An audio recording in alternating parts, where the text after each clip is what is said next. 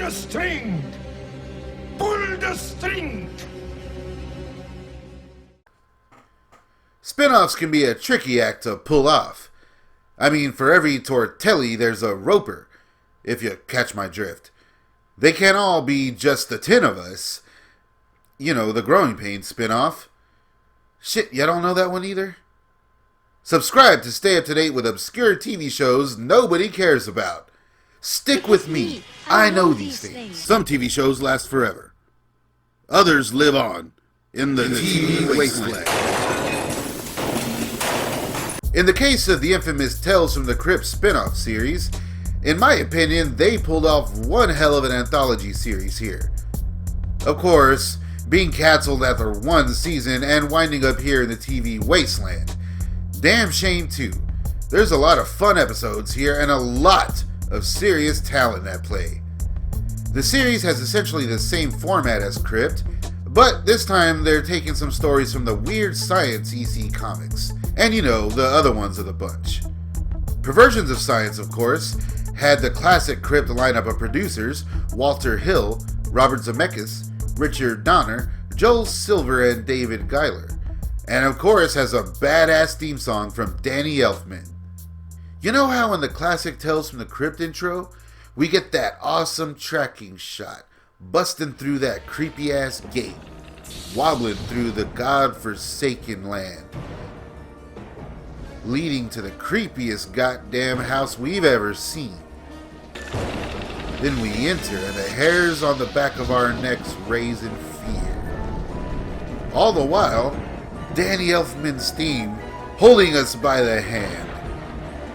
Only to worsen as we delve through the hidden entrance to the forbidden underground crypt.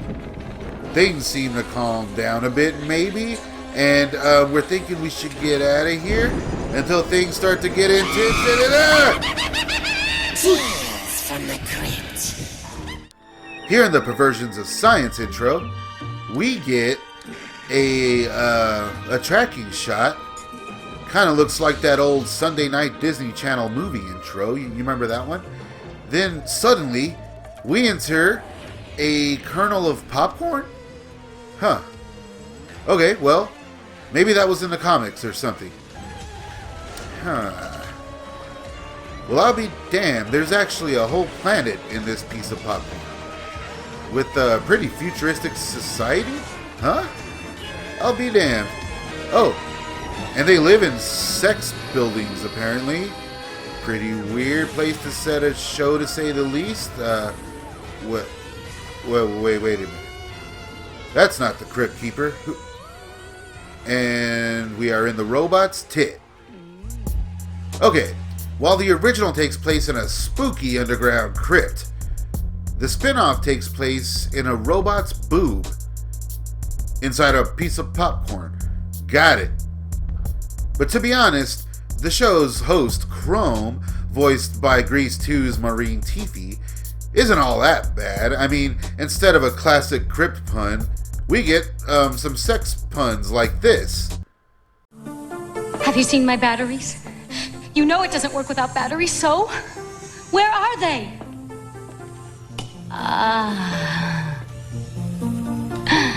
Here we go. Darn, that was my second favorite show. And again, the bizarre choice was made to have each episode take place inside of her chest, instead of a book. Sometimes, actually, it was on a screen. I don't know why. But, you know, this is the world we live in, folks. There's some good directors letting loose here. Walter Hill, one of the show's producers, directed the first episode, Dream of Doom, a dark take on the Groundhog Day story, pretty much. And other directors that show up are William Malone, Toby Hooper, and Gilbert Adler. And even William Shatner cameos in and directs an episode, as does Sean Astin. And we get writers like Andrew Kevin Walker, David S. Goyer, and National Lampoon alum Chris Miller. And damn, what a cast!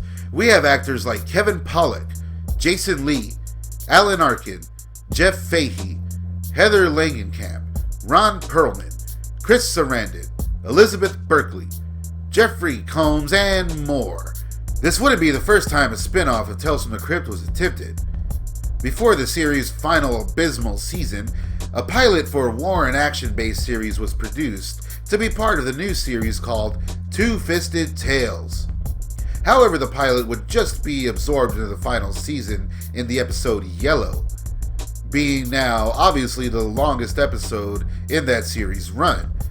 While the idea of doing a spin-off was first brought to light, this episode was supposed to be directed by Steven Spielberg, whose buddies are the producers, but ultimately it didn't happen.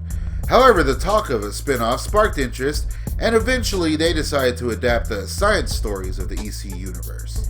The series was heavily marketed to adults, and some ads made their way into comic books and such, and especially Playboy. I used to have this one up on my wall as a kid. But catching the show on air was, admittingly difficult, as HBO would air it as part of their adult block at the time of shows during the show's premiere, which was actually a 3-episode block. I had to stay up late and maneuver around the Real Sex or whatever the hell was showing at the time, but I managed to sneak most of it in during its initial run. Some episodes sticking out more than others, of course. If I'm being honest, there are some duds here. Let me tell you about a few of my least favorite episodes. Oh, have you been waiting long? I'm sorry. Sometimes I like to tease. Then when you're ready to give up on me, when you're ready to pack it all up and pull out, I simply smile and suck you back in. My friend Billy also knows a thing or two about manipulation, but he's not one to pontificate.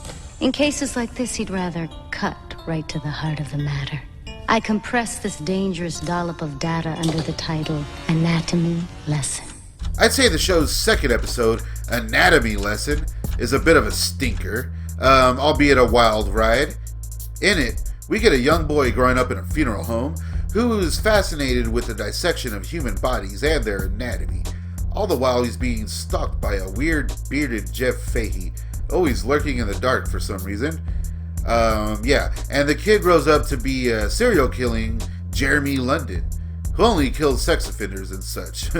But when his impulse arises to kill an innocent girl and he decides to act on it, homeless lawnmower man intervenes. Turns out, he was a CG monstrosity the entire time. Then he turns into the robot from Class of 1999, apparently, and a heart-pounding foot chase ensues. Okay, and this part's pretty funny.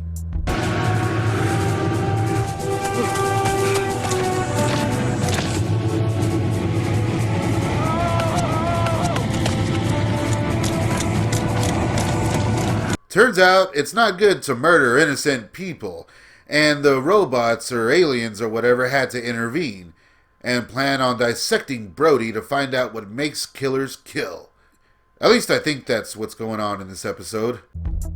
In the episode The Exile, we get a pretty promising setup. A maniacal killer scientist played by Jeffrey Combs, who else, is caught and sentenced to rehabilitation. When it doesn't take, it is decided that he is to be exiled. Everything looks good in this episode, top notch actually, and I really like the score here. And Jeffrey Combs is just eating the scenery, and he has some of the best lines in the entire series. Check this out. What time is it? What day is it? I said, what? You never refuse a free meal, 50557. Well, and what are you? Dessert? My name is Dr. Nordorf, and it is my honor to be your guide back to a state of wholeness in mind and body. Oh, stop. You're making the tip of my dick cry, Doc. But aside from this, and even an appearance from Ron Perlman, this one just doesn't deliver like it should. Good time, though. There are some other really bad ones here, like the episode Given the Air, which is basically just super softcore nonsense, and the episode Plainly Possible is a snoozer, regardless of the mighty Vincent Schiavelli. But there are some kick-ass episodes as well. Spoiler alert!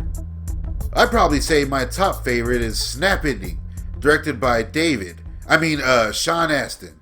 Hello, David. After the untimely death of a crewmate, a mysterious and aggressive viral infection invades the ship, leaving the unexperienced crew to make split-second decisions to stop the self-destruction of the ship, and to save their own lives. This one is a surefire edge-of-your-seat thriller, and Astin was sure to cast his buddy Will Wheaton, doing the best to not look like Wesley. And actually, Will Wheaton gives a pretty intense performance here. You said the virus could be breeding in anything. So? So it could be breeding in one of us. Well, couldn't it? I suppose so, yes. But you just jettisoned all the medical supplies, so I guess we'll never know. Will we, Paula? Self-destruct in T-minus 6 minutes. What? You and Taylor were, what was it, very good friends? Oh, fuck you. Well, how good were you? Will you answer that? I think we have a right to know. Look, we only have 6 minutes. I don't need to That is listen. not an answer. Taylor was sick the last few weeks, wasn't he? Yeah, he had the flu. Really? Did he file a medical report? Because I don't recall ever seeing one, and that's one of my duties. No, he had the flu. Jesus Christ, Captain. So how do we know it was just the flu? As the episode goes on, the team starts to turn against each other, and it becomes a literal race against time, seriously living up to its snap-ending title. Like, that's the perfect title for this episode. 12, 11, 10, 9, 8, 7, 6, 5, 4, 3, 1, 0.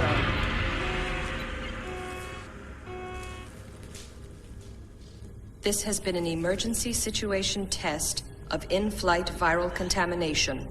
In the event that this was a real emergency, operating procedure, Beta 12, Priority Orange, should have been observed. All onboard systems have been restored to normal operating status. Test?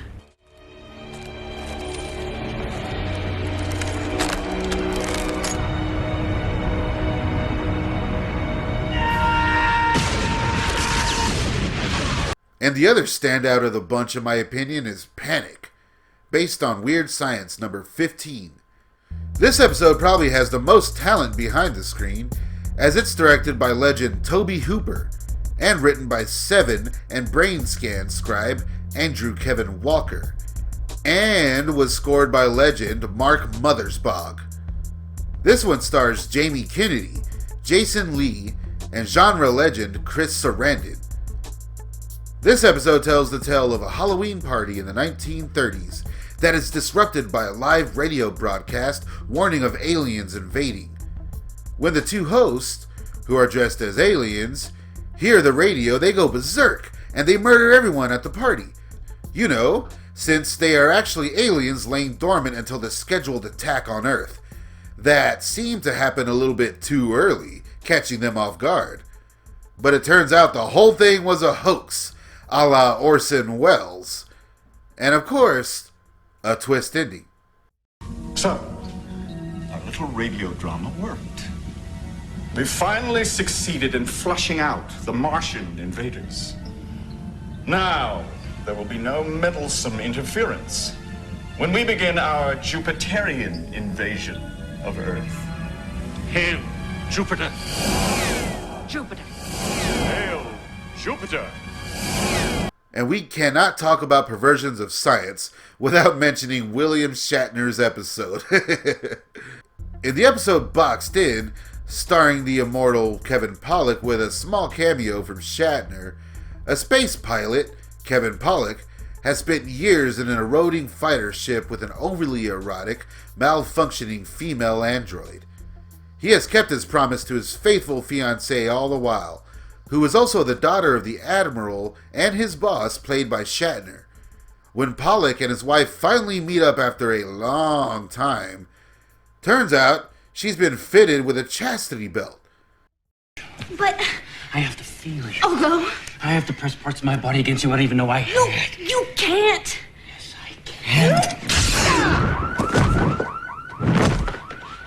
I can get used to that. Daddy had it made for me. It has fingerprint and code entry plus retinal scan for outside authorized personnel entry. Also an alarm system wired to naval control in case of premature removal in enemy territory. So, of course, first chance he gets, he decides to take up the advances of the female android. The overly erotic, malfunctioning female android. I snuck into Daddy's office, and I jammed the satellite codes. It'll only last a couple of hours, and I want you. Now. I'll be up for 10 minutes. Oh, yes. Come on, there's no joke. Get off! Stop! Stop! Just stop! Get off! Laura! Hit me! Hit me! Not now! Not now! Stop it! Hit me! You gotta get off me now! Get off me! This one was written by a former lampooner. Needless to say, hilarity ensues.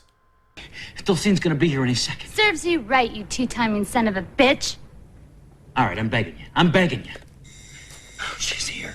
I'll get it. Honey!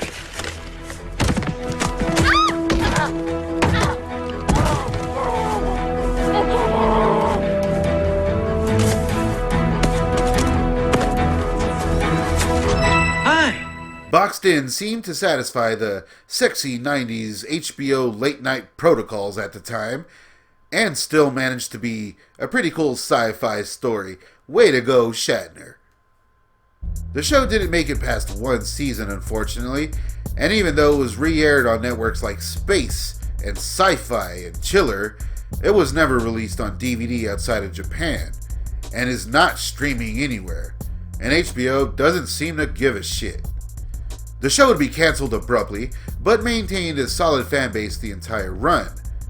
You know, while not reaching anywhere near Tales from the Crypt's numbers, of course, but HBO simply made the decision to stick with their other shows that were starting at the time, rather than try to tighten up the bizarre series that was Perversions of Science Season 1.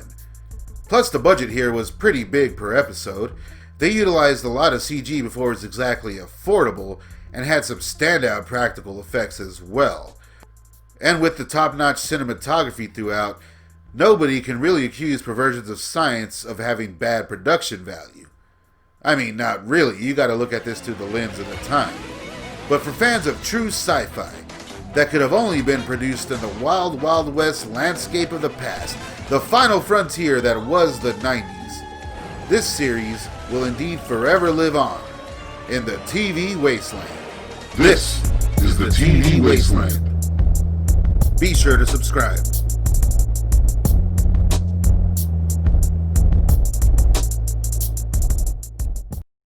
Check out the full series. Link in description.